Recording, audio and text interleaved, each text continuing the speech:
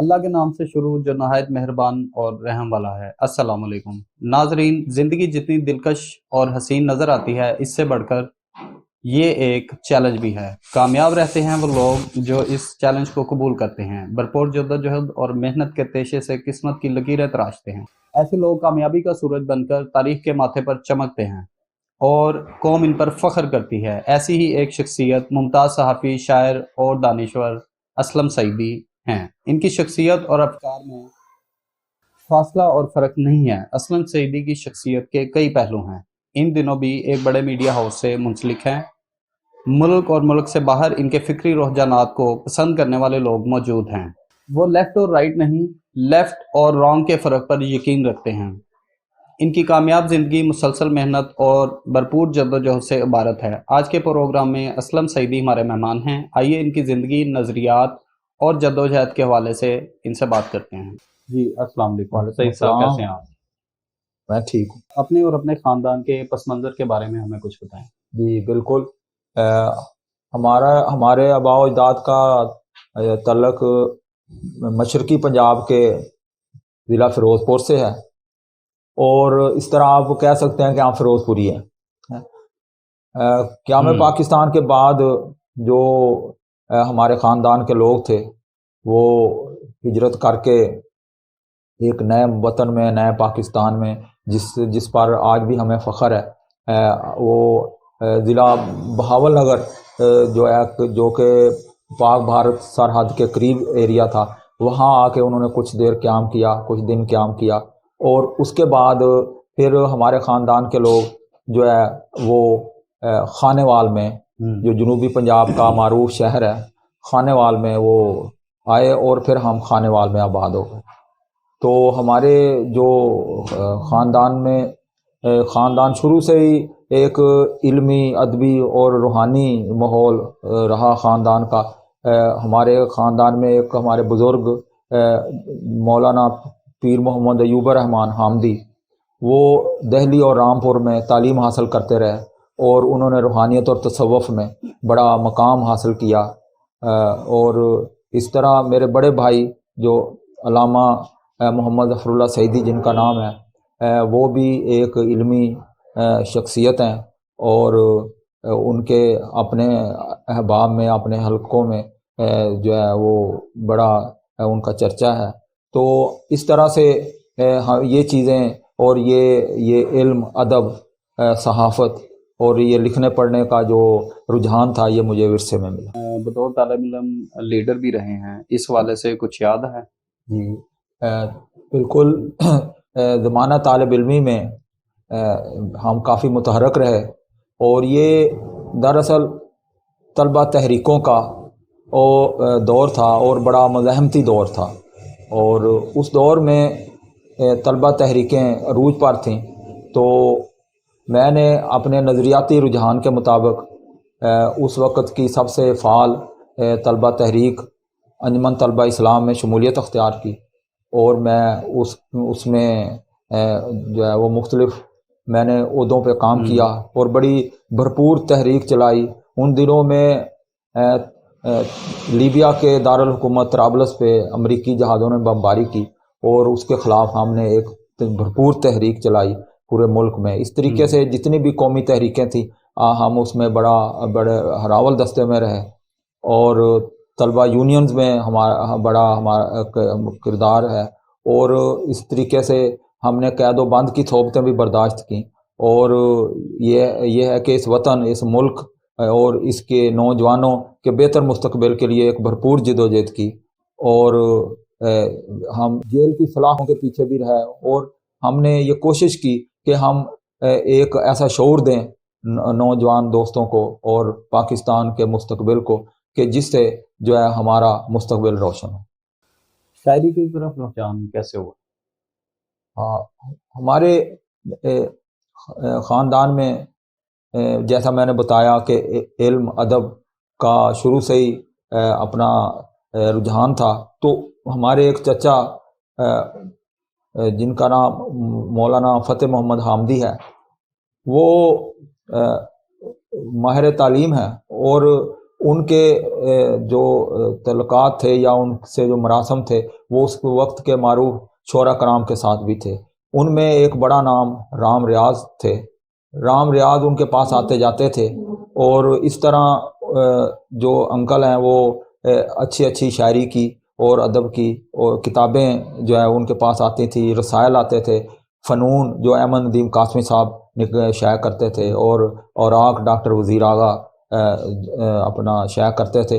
تو وہ مجھے پڑھنے کا موقع ملا، اور یہیں سے میرے اندر جو ہے نا شاعری کا اور ادب کا رجحان پیدا ہوا. پھر ہمارا وہ جو خطہ ہمارے ساتھ ملتان ہے، تو یہ ہے کہ ملتان، خانے وال اور کبیر والا یہ علاقہ اس وقت بھی ایک نظریاتی ماحول تھا بہت زیادہ، اور یہاں مزاحمتی تحریکیں عروج پر تھیں. اور اس وقت وہاں جو شاعر تھے، ادیب تھے، میں نے ان کے پاس اٹھنا بیٹھنا شروع کیا، اور ایک بہت اچھی تربیت مجھے ملی. مجھے یاد ہے کہ میرے ان احباب میں ہمارے استاد ڈاکٹر بید الحیدری، وفا حجازی، پروفیسر زیگم شمیروی، طاہر نسیم صاحب، اور اس طرح سے ہمارے جو ہے وہ اس وقت کے دیگر جو دوست ہیں، ان سے میں نے بہت کچھ سیکھا، اور اس کا ایک اچھا نتیجہ وہ آج آپ کے سامنے. صحافت یقیناً بڑا مشکل شعبہ ہے، اس میں کیسے آئے؟ صحافت میں معروف شاعر اپنا ڈاکٹر بید الحیدری صاحب نے بھی ہماری تربیت اس طرح سے کی کہ ہمارے اندر لکھنے پڑھنے کا رجحان بہت زیادہ وہ ہوا. اور جب میں یہاں لاہور آیا تو یہاں روزنامہ پاکستان شروع ہوا تھا. تو ان دنوں مجھے وہاں ہمارے ایک نظریاتی دوست گل محمد فیضی صاحب، جن سے ہم نے بہت کچھ سیکھا، میں ان سے ملنے گیا تو وہاں حمید جیلمی صاحب جو کہ اس ڈپارٹمنٹ کے ہیڈ تھے، وہ وہاں تشریف فرما تھے. اور حمید جیلمی صاحب تاریخ کے بہت بڑے جرنلسٹ ہیں ہماری پاکستان کی صحافتی تاریخ کے. تو انہوں نے میری بہت حوصلہ افزائی کی. تو انہوں نے کہا کہ جو میں خبر لکھ کے لے گیا اپنی طلبہ یونین کی، انہوں نے اسے دیکھا پڑھا، اور انہوں نے پوچھا کہ یہ آپ نے لکھی ہے؟ تو میں نے کہا میں نے لکھی ہے. تو انہوں نے پھر میری بہت حوصلہ افزائی کی، اور گل محمد فیضی صاحب اور ان کی کوشش سے میں روزنامہ پاکستان میں نے جوائن کیا، اور اس طرح میرا صحافتی کیریئر شروع ہوا. اس کے بعد میں نے ہمارے جتنے اہم میڈیا ہاؤسز ہیں ان میں کام کیا، اور آج بھی میں بطور جرنلسٹ ایک بڑے میڈیا ہاؤس کے ساتھ وابستہ ہوں. آج کے صحافی کے کردار سے کتنے مطمئن ہیں؟ میں سمجھتا ہوں کہ آج کے صحافی جو ہیں وہ بہت ہی مشکل حالات میں کام کر رہے ہیں، اور ایک جنگ ہے، ایک فائٹ ہے، محض ایک ڈیوٹی اور فرائض نہیں ہے، بلکہ اس سے بڑھ کے بہت کچھ ہے. ہمارے بہت سے ساتھی اور بہت سے صحافی جو ہے اس جد و جہد میں اور اس جنگ میں شریک ہیں. اور جب سے دہشت گردی کا ایلیمنٹ دنیا میں آیا ہے، تو خاص طور پہ پاکستان میں، تو اس وقت سے صحافیوں کی زندگی اور ان کا جو کام ہے وہ اور بھی چیلنج بن گیا ہے. اور مجھے یاد ہے کہ ہمارے کئی صحافی دوست جو ہے وہ شہید ہو گئے اپنے فرائض سر انجام دیتے ہوئے.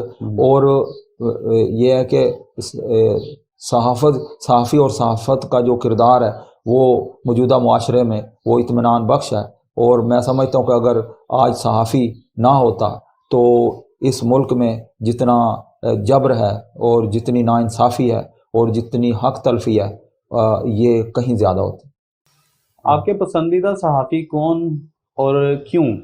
ہاں، میرے پسندیدہ صحافی جن سے میں بہت زیادہ متاثر ہوا وہ حمید جیلمی مرحوم اور عباس اطہر مرحوم تھے.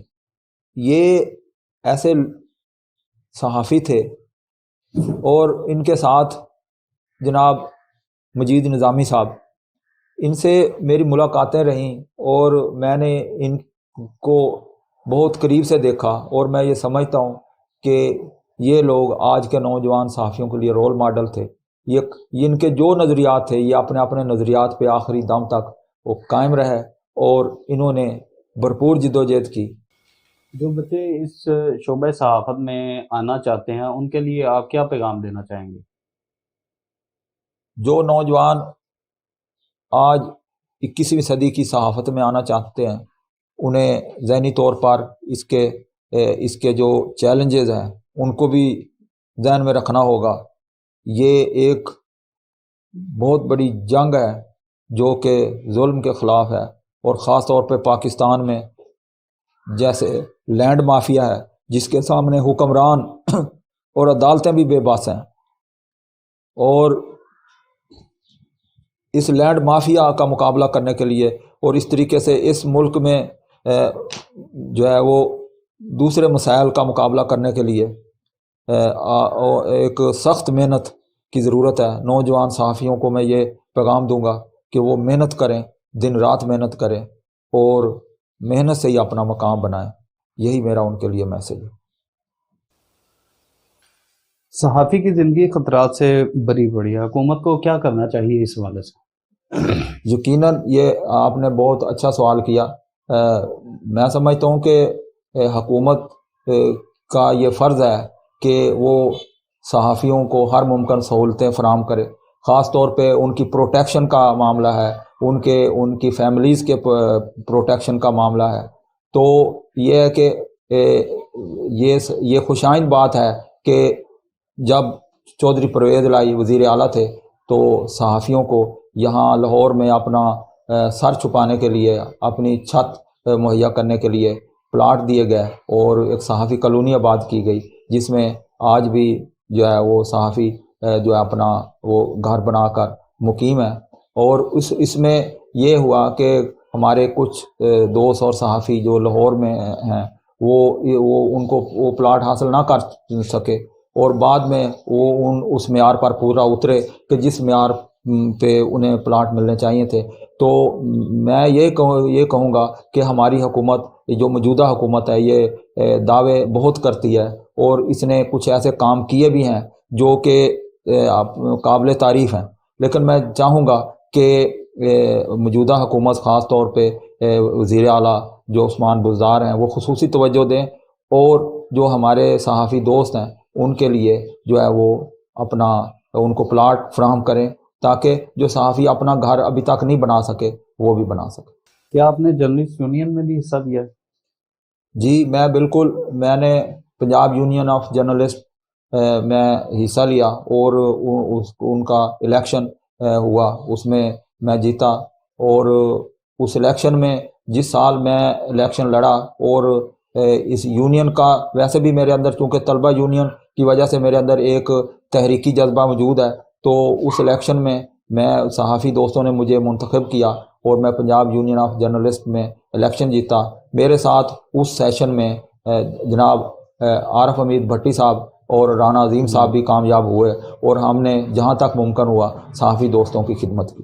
صحافی دوسروں کو جمہوریت کا درس دیتے ہیں، اور کیا ان کی اپنی صفحہ میں بھی جمہوری عمل موجود ہے؟ یقیناً ہماری صحافی برادری میں اور ہمارے صحافیوں میں ایک باقاعدہ ایک جمہوری عمل موجود ہے۔ ہماری پنجاب یونین آف جرنلسٹ ہے، پھر فیڈرل یونین آف جرنلسٹ ہے جو پورے پاکستان کی سطح پہ ہے، اور اس سے بڑھ کر جو ہے وہ ہمارے مختلف شہروں میں، چھوٹے بڑے شہروں میں پریس کلب ہیں، اور خاص طور پہ ہم دیکھتے ہیں کہ لاہور پریس کلب ہے جس نے صحافیوں کی پروٹیکشن کے لیے بڑا کام کیا ہے، اور اس کے ریگولر ہر سال الیکشن ہوتے ہیں، اور اس میں وہ صحافی اپنا ووٹ ڈالتے ہیں اور لوگ امیدوار منتخب ہوتے ہیں۔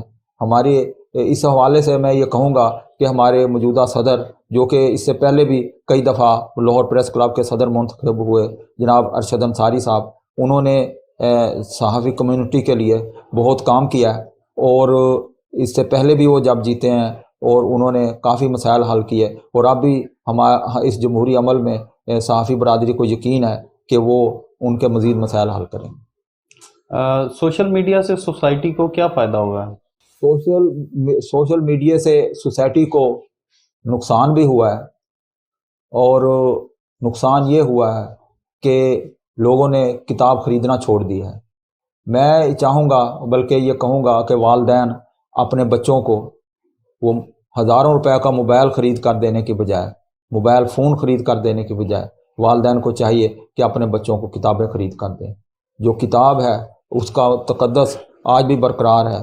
اور ابھی مجھے یاد ہے 1 ماہ پہلے سابق امریکن پریزیڈنٹ بارک اوباما کی کتاب شائع ہوئی تو وہ 1 منتھ میں 3 لاکھ کی تعداد میں وہ کتاب فروخت ہوئی. تو کتاب کی دنیا میں ڈیمانڈ موجود ہے، لیکن ہمارا معاشرہ چونکہ نیم خواندہ ہے تو جو بھی کوئی نئی ٹیکنالوجی آتی ہے اس کے پیچھے بھاگ دوڑتے ہیں. آج بھی ہم دیکھتے ہیں کہ ہر شخص کے ہاتھ میں موبائل ہے، لیکن اس کا یہ مطلب نہیں کہ ہم کتاب سے دور ہو جائیں. ہمیں کتاب پڑھنی چاہیے، اسی میں اس قوم کی بہتری ہے. آپ نے کچھ کتابیں بھی لکھی ہیں جو بہت جلد مارکیٹ میں آنے والی ہیں، تو وہ کن موضوعات پہ آپ نے لکھا ہے؟ جی، میں نے 3 کتابوں پہ کام کیا ہے. ایک میرا شاعری کا مجموعہ ہے جو منظر دھوپ چھاؤں کے نام سے چھپ کے آ رہا ہے، اور ایک مختلف شخصیات کے خاکے ہیں جس میں سیاستدان، شاعر، ادیب اور فنون لطیفہ کے دیگر لوگ شامل ہیں. اور صورتیں کیا کیا کے نام سے وہ کتاب شائع ہوگی.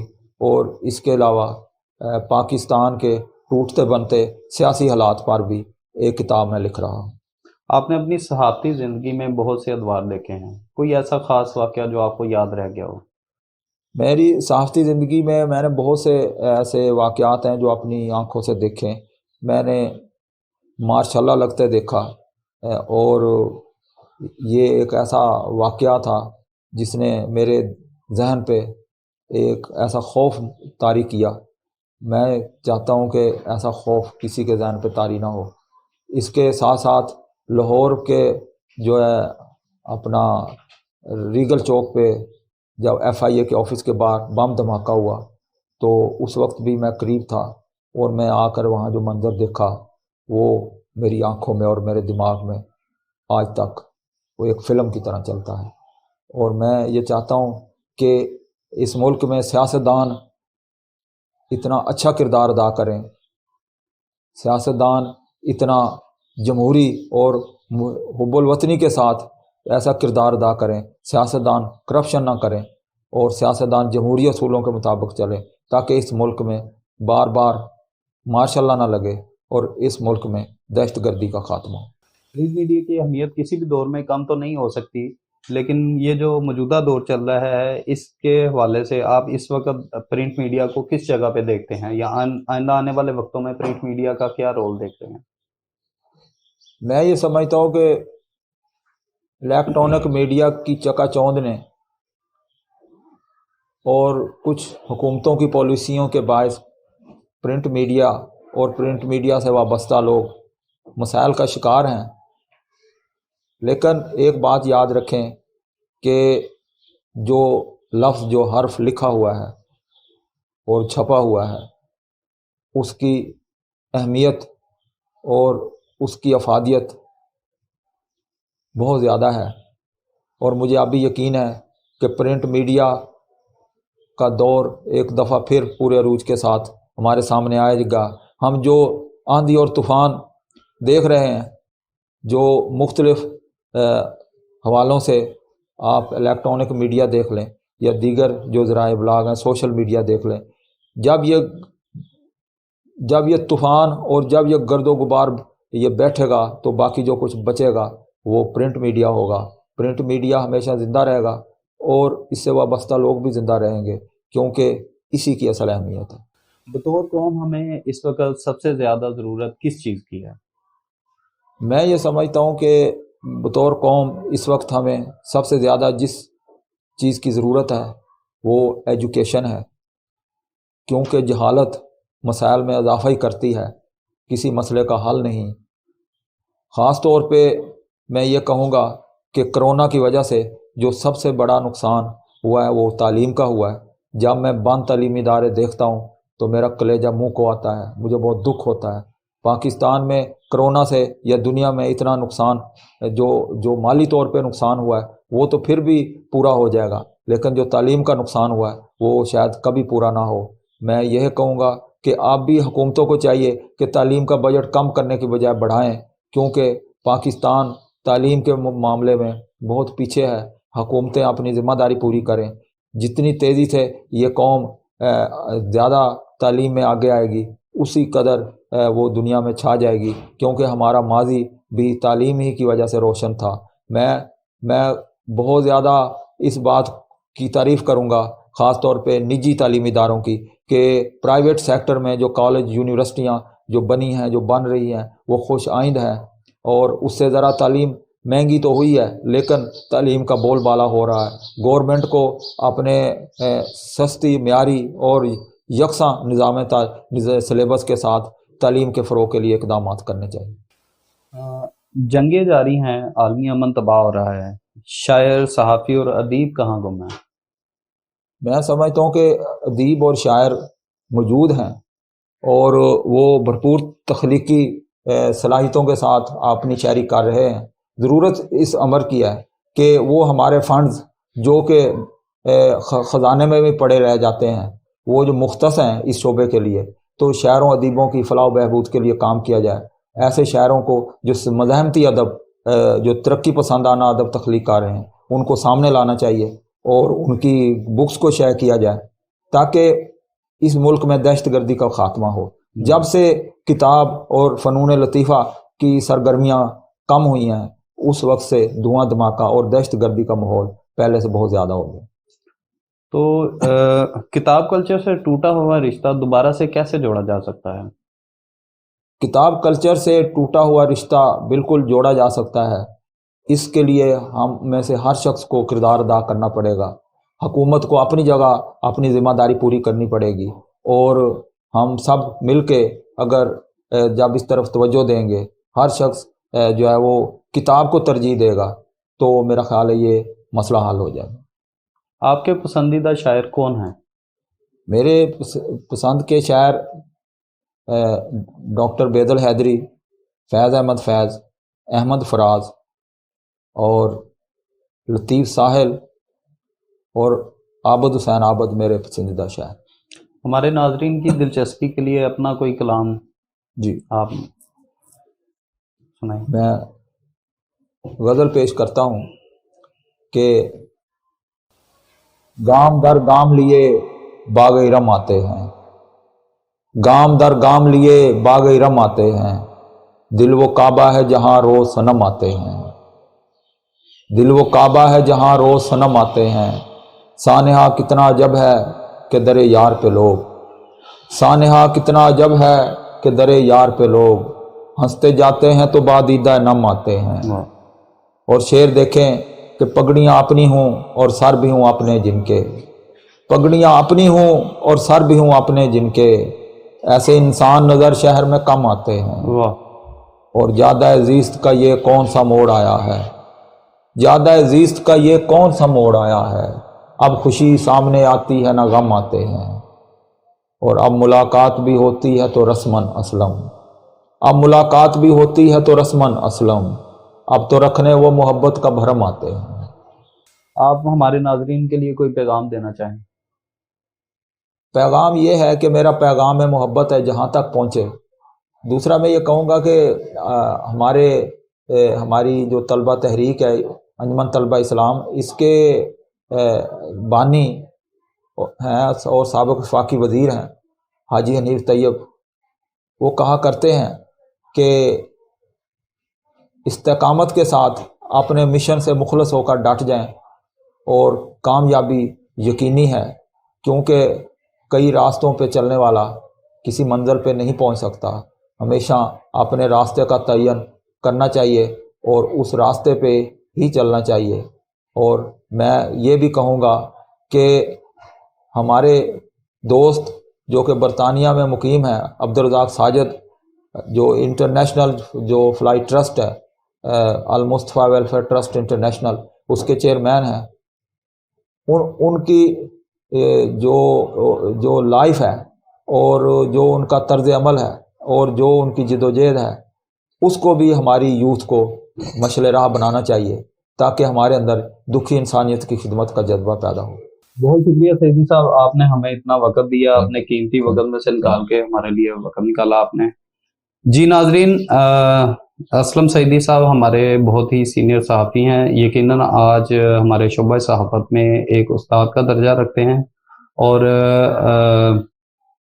آئندہ آنے والے دنوں میں انشاءاللہ ہم اور بھی ایسی ہی شخصیات سے آپ کا تعارف کروائیں گے جو اپنے اپنے شعبے میں یقیناً ایک استاد کا درجہ رکھتے ہیں. شکریہ. خدا حافظ. السلام علیکم.